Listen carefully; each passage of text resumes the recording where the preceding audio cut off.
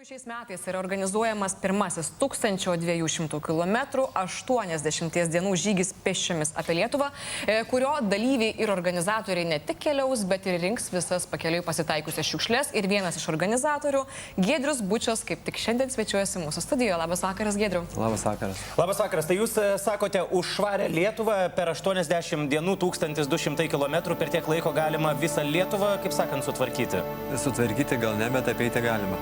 I see trees green, red roses too. I see them bloom for me and you. And I think to myself,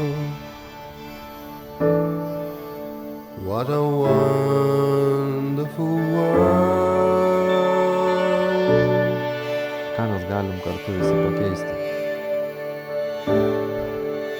I see skies of blue,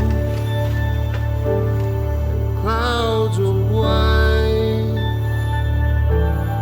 Čia mokam už visokias vadokias pakuotės realiai brangiau negu už produktą. Čiagi marketingas, žinai. And I think to myself,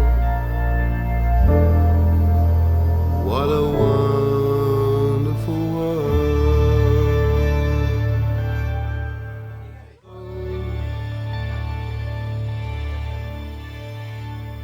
Yes, I think to myself,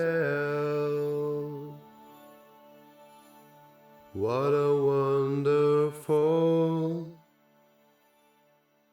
world. Aš manau, čia tas šiukšlių rinkimas yra perkeltinė prasme, mes čia kiekvienas mes savo šiukšlės turim galvoj.